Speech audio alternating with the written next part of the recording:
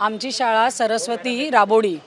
आमच्या शाळेमध्ये आता इतकी फी वाढवली, म्हणजे टोटल सगळीकडे CBSEच्या नावाखाली इतकी फीची जी वाढ करतायत ते आपल्या सर्वसामान्य लोकांना परवडत नाही आहे ना.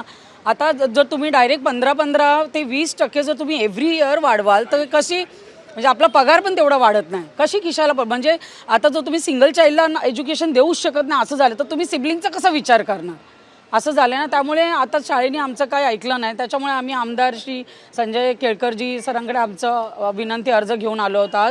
त्यामुळे आम्हाला थोडीशी फी माफीमध्ये थोडंसं हे होईल, त्यांचा सपोर्ट होईल. जे आता मी फक्त पहिलीचं सांगते, कारण माझं स्वतःची मुलगी आहे ना, ती पहिलीमध्ये. तर लास्ट इयर पहिलीची 47,000 होती, आता यावर्षी 65,000 आहे. सेम बुक्स आहे, सेम शाळा आहे, सेम टीचर्स आहेत, पण फी डायरेक्ट इतकी वाढवलेली आहे. म्हणजे आता ती काय वेगळं शिकवणार किंवा काय, आणि डिजिटलाइज केलंय की आम्ही डिजिटल लायब्ररी केलेली आहे, डिजिटल बोर्ड लावले आहेत, आम्ही एक लिफ्ट लावणार आहे हँडिकॅपसाठी वगैरे. पण आता हे काय आम्ही पॅरेंट्स प्रपोजल घेऊन नाही गेलेलो आहे, हे त्यांचा फायनान्शियल बॅकग्राऊंड बघून त्यांनी ठरवलेलं असेल. पण त्याच्यासाठी आता तो आम्ही भुर्दंड का भरायचा, त्यासाठी आम्हाला आधी कोणाला सांगितलंच नाहीये. ते म्हणतात की त्यांनी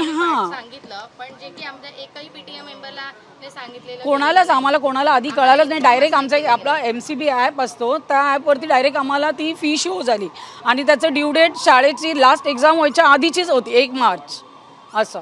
तर हे थोडं जरा अति होतंय हे CBSE. आता काय करणार दुसरं पाऊल आम्ही, आता केळकर साहेबांशी एकदा मीटिंग होईल, त्याच्यानंतरच सगळं ठरेल ना. यांच्या केळकर साहेबांशीच बोलणं झालं, मग आता ते मीटिंग करतील पुढे, मग सगळं कसं होतंय मीटिंग. हो, आमचं फक्त आम्ही आता सध्या विनंती अर्ज तर देऊ शकलोय, आता पुढे बघू मीटिंग कसं होतंय, काय होतंय वगैरे.